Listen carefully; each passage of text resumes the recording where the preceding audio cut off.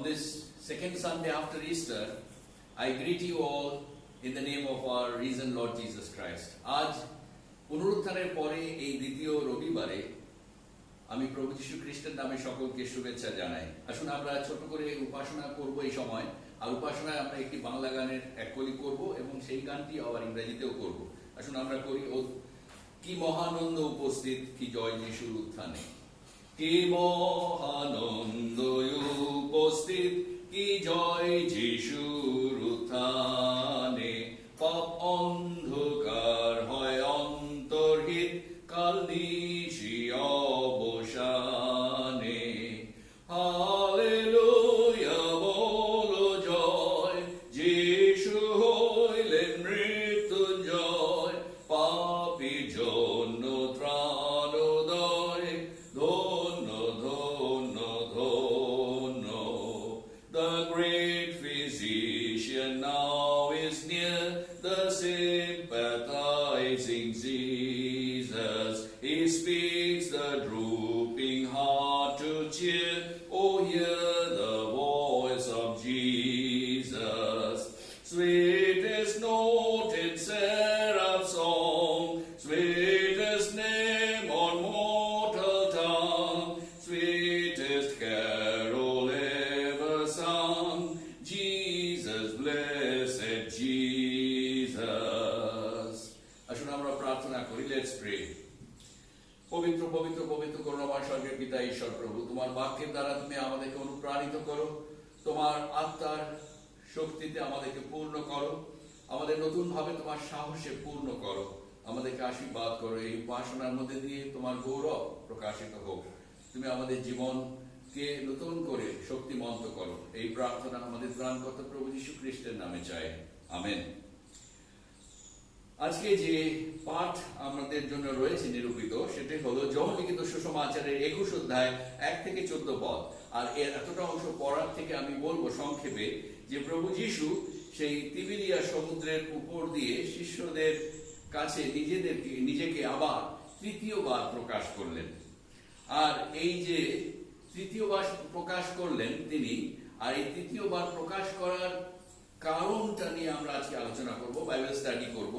এবং প্রভু যীশু তাদের প্রকাশ করে তাদের সঙ্গে কি করলেন সেটাও আমরা একটু আলোচনা করে নেব সংক্ষেপে। আমরা দেখে নিই যে প্রভু যীশু সেই প্রায় সেখানে 7 জন শিষ্য ছিলেন। সেই 7 জন শিষ্যের কাছে তিনি আবার নিজেকে প্রকাশ করলেন। কি করলেন তিনি? তিনি গালিলের সেই গালিল সমুদ্র, যেটাকে তিবেরিয়া সমুদ্র বলা হয়, সেই সমুদ্রের উপর দিয়ে তিনি কি করলেন? দেখলেন যে শিষ্যেরা মাছ ধরছে। আর সেখানে শিষ্যেরা মাছ ধরে সারা রাত মাছ ধরে পায়নি, আর তিনি তাদের কাছে নিজেকে প্রকাশ করলেন। আমরা এখানে ঘটনাটা আমরা সবাই জানি, সেজন্য আসুন আমরা একটু বাইবেল স্টাডি করার চেষ্টা করি। প্রভু যীশু এই যে তৃতীয়বার দর্শন দিলেন, এই দর্শন দেওয়ার কারণটা কি কি হতে পারে? আমার মনে হয়েছিল যে কারণগুলো হতে পারে শিষ্যেরা নিরাশ হয়ে পড়েছিল, বিশ্বাসে শিথিল হয়ে পড়েছিল এবং পুরনো স্বভাব বা জীবনে আবার ফিরে যাচ্ছিল। তারপরে ঈশ্বরের যে মহান কাজ যিশু দিয়ে গেছেন, সেই কাজে তারা সাহস হারিয়ে ফেলছিল। এইসব কারণের জন্য এবং ওরা ব্যর্থ হচ্ছিল। আর এই সব কারণের জন্য প্রভু যীশুকে আবার আসতে হলো। তিনি তাদেরকে আবার দর্শন দিলেন যেন তারা নতুন ভাবে আবার শক্তি লাভ করে এবং অনুপ্রাণিত হয়, উৎসাহিত হয়, সাহস লাভ করে। আর সেই জন্য প্রভু যীশু তাদের কাছে দেখা দিলেন। কেন আমি বললাম যে তারা আবার পুরনো বৃত্তিতে, পুরনো প্রফেশনে আবার ফিরে যাচ্ছিল।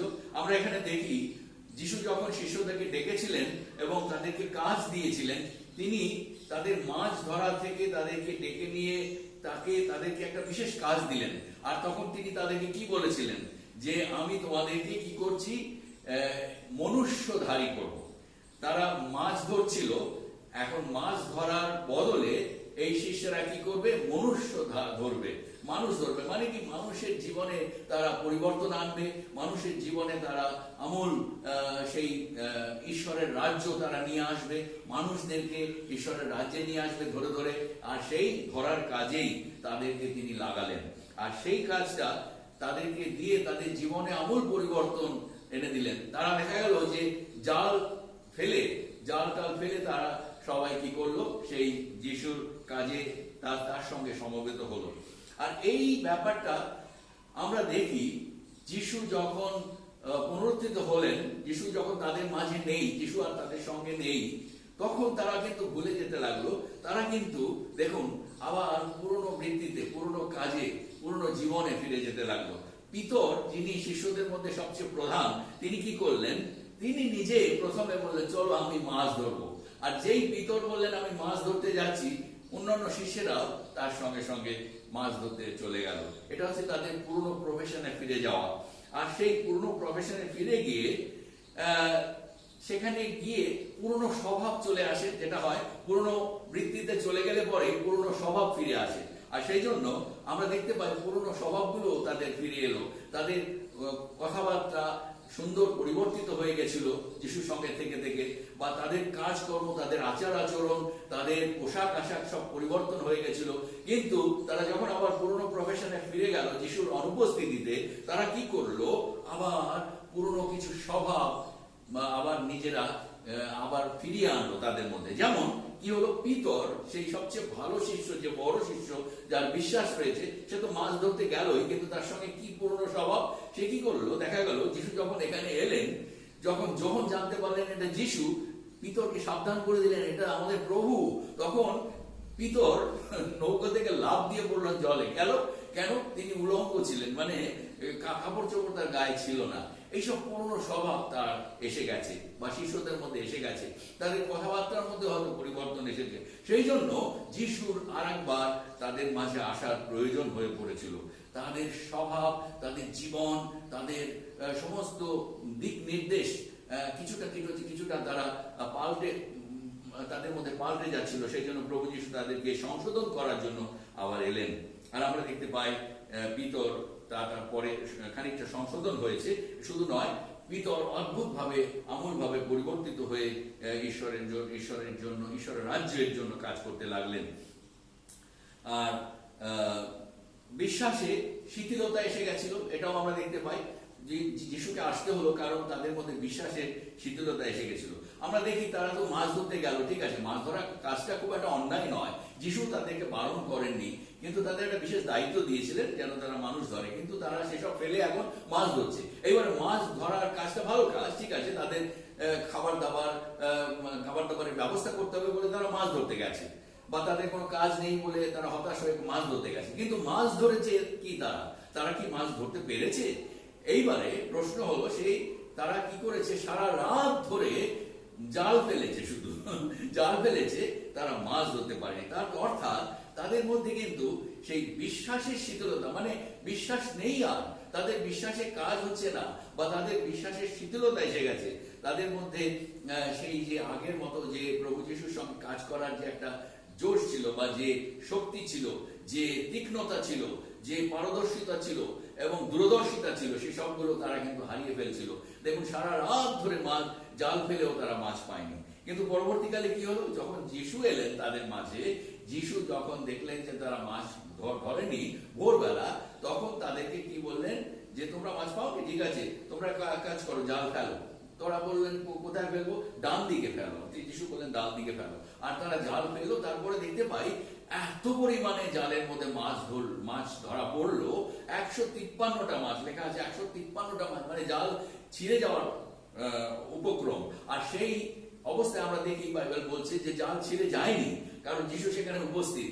যিশু এমনই ভাবে তাদেরকে আবার বিশ্বাসে সবল করতে লাগলেন, আর তাদেরকে দেখাতে লাগলেন যে যিশু যখন উপস্থিত তাদের জীবনে, তখন তাদের জালও ছিঁড়বে না, তাদের হতাশ হয়ে বাড়িও ফিরতে হবে না। মাছের যে অকুলান, বা মাছ তারা পায়নি, একটাও মাছ পায়নি, তারা পুরোপুরি আবার অনেক বেশি মাছ, তারা বোধহয় এমন মাছ, এত বেশি মাছ জীবনেও কখনো পায়নি। সেই জন্য সবগুলোকে তিনি আবার পূরণ করে দিলেন অল্প সময়ের মধ্যে। সেই জন্য প্রভু যিশুর অনুপস্থিতিতে তারা একরকম হতাশ জনক জীবন যাপন করছিল, কিন্তু প্রভু যিশু আবার তাদের কাছে উপস্থিত হলেন, তাদের আবার রিচার্জ করে দিলেন, আর তারা শক্তিমন্ত হলো, তারা আবার বিশ্বাসে পুনরায় সবল হলো। প্রথমে তারা, যেমন আমরা বলছিলাম, ভয়ও এসে গেছিল তাদের মধ্যে, সাহস ছিল না। দেখুন, যখন যিশু তাদেরকে মাছ ধরতে বললেন, মাছ ধরলেন, তারা মাছ ধরে এত মাছ নিয়ে তারা যখন নামছেন, তখন যিশু দেখতে লাগলেন যে কোথায় কি রান্না বান্না করা যায় বা কিভাবে খাওয়ার ব্যবস্থা করা যায়। তিনি দেখলেন একটা উনুন রয়েছে আর সেখানে মাছ ভাজা হচ্ছে। তিনি কি করলেন, তোমাদের এই মাছগুলো নিয়ে এসো, বড় বড় মাছ, আর এইগুলো ভাজা হলো। তারপরে আমরা দেখতে পাই সেখানে যিশু আশ্চর্যভাবে আর একটা ভোজের ব্যবস্থাও করলেন। সেখানে তিনি রুটি সেঁকলেন এবং তারপরে সেই মাছ ভাজা হলো এবং উৎসর্গ করে তাদেরকে দিলেন। আর সেখানে আমরা দেখি তারা কিন্তু সাহস পাচ্ছিলেন না বলতে যে প্রভু আপনি, মানে তারা বুঝতে পারছেন যিশু, কিন্তু তারা সাহস হারিয়ে ফেলেছে, সেটাই বলতে চাইছিলাম। তারা বিশ্বাসে শুধু দুর্বল হয়নি, তারা সাহস হারিয়ে ফেলেছিল। সেই জন্য এই যে যিশুর তৃতীয়বার আগমন, তৃতীয়বার দর্শন, যেটাকে বলবো আগমন সেটাও বলা যায়, কিন্তু দর্শন, তৃতীয় দর্শনটা খুব প্রয়োজন ছিল। সেই জন্য যিশু আর একবার তাদেরকে দেখা দিলেন সবল করার জন্য, শক্তিমন্ত করার জন্য, অনুপ্রাণিত করার জন্য, বিশ্বাসে আবার রিচার্জ করার জন্য। সেই জন্য আর তারা সত্যি করে তারা শক্তিমন্ত হলো এবং প্রভুর কাজের জন্য তারা এগিয়ে যেতে লাগলো। তারপর থেকেই আমরা দেখতে পাবো যে পিতর আশ্চর্যভাবে পরিবর্তিত হয়ে গেল এবং সবাই আবার নতুন করে সাহস লাভ করলো ঈশ্বরের কাজ, ঈশ্বরের রাজ্যের কাজ করার জন্য, বৃদ্ধি করার জন্য। আর ঈশ্বর আমাদের সবাইকে আশীর্বাদ করুন। বিশেষ করে এই করোনা ভাইরাসের দ্বারা আমরা সবাই যেন ক্লান্ত হয়ে পড়েছি, শুধু ক্লান্ত নয়, পরিশ্রমে নয়, হতাশ হয়ে পড়েছি। অনেকের জীবনে আমি দেখতে পাচ্ছি, অনেকেই নানা জায়গায় পোস্ট করছেন যে আমি আর আশার আলো কিছু দেখতে পাচ্ছি না। কিন্তু প্রভু যিশু যদি আমাদের সঙ্গে থাকেন, সেই অবস্থায় আমাদের সাহস তিনি একমাত্র যোগাতে পারেন। তিনি আমাদের আশার আলো দিতে পারেন, যে তিনি আবার আমাদের জীবনকে নতুন করে সাজিয়ে দিতে পারেন। তিনি আমাদের আবার শক্তিমন্ত করতে পারেন। আমাদের জীবনে আবার অনেক অনেক ফল লাভ হতে পারে। মাছ যেমন ধরেছিল তারা অনেক বেশি, আমাদের জীবনে আবার অনেক আশীর্বাদ ফিরে আসতে পারে, অনেক বেশি পরিমাণ, যা আমরা কোনোদিন দেখিনি, এরকম আশীর্বাদ আবার ফিরে আসতে পারে। সেই জন্য প্রভু যিশুর উপস্থিতিটা আমাদের জীবনে খুব বেশি করে প্রয়োজন আছে। ঈশ্বর তার এই বাক্যে আশীর্বাদ করুন। আমরা একটু সংক্ষেপে একটু চিন্তা করব ইংরেজিতে যারা বোঝেননি এই বাংলা ভাষায়। I would like to just say a gist of what I said in Bengali. Today is the second Sunday after Easter, and this is the third appearance of Jesus to his disciples. Now, my point was, why did he appear? Why did Jesus appear to the disciples once again for the third time? And I would say this was necessary. Why was it necessary? This was necessary because the disciples were becoming weak day by day. They were becoming weaker day by day in their faith, weaker in their spirit, and in their zealousness, in their zeal. They were becoming very, very weak. So therefore, they needed another appearance of Jesus among them. And then they were also going back to their old professions and then old lifestyle, old behavior and so on. And then they also had, they were also losing their courage, as they were very courageous when Jesus was with them. So in the absence of Jesus, they were losing so many things. Therefore, Jesus had to appear again for the third time to these disciples. There were 7 disciples, we know, and then Peter was the leading disciple among them. What happened here? We have seen that Peter, when Jesus is no more there, Peter is leading this entire group of 7 disciples together along with him to the old profession. He said to the disciples, I'm going back to my fishing again. So when we go back to the call of Jesus to the disciples, we find that Jesus called the disciples and changed their profession. And he said to them, from now on, you will be fishers of men. Not fishers of only fish, but you will be fishers of men. So therefore, these disciples, they forgot that call and they went back to their old profession. And when Peter said, I'm going for fishing again, the other disciples, 6 other disciples followed Peter, and they were there. And what happened after they went for fishing? They cast their nets for the whole night, we find in the scripture today. Our scripture reading actually is from John chapter 21, verses 1 to 14. And I'm not reading because of the shortage of time. And I would like to just say that they cast their nets for the whole night, but they did not catch any fish. So therefore, now in the early morning, Jesus appeared to them and he asked them, what did they catch any fish? No. And then he said, you can catch fish, you will get fish, I'm telling you. You cast your net on the right side of the boat, and they cast their nets, and then we find miraculously 153 big-sized fish, and the net was full of fish, and they could not even, they were not able to, bring those fish to the boat. It was so heavy, so they had to call other people also, and the other boat also came and helped. So therefore, now we find what are the things happened. They labored and toiled for a whole night, but they did not catch any fish. That means they were doing it without faith. They were losing their faith. They did not have faith like before. They were having enormous faith when Jesus was with them. But in the absence of Jesus, they were losing their faith. So they could not catch fish. And then what happened? We see they also went back to their old behavior, old lifestyle.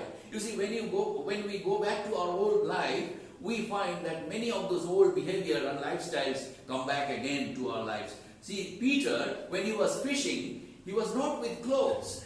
John, the beloved disciple, told Peter, see, he may be our Lord and Master. Then he was ashamed, and then he jumped into this lake water because he was without clothes. He was naked. So this naked life came back to them again. So they were losing their beautiful life which Jesus gave them.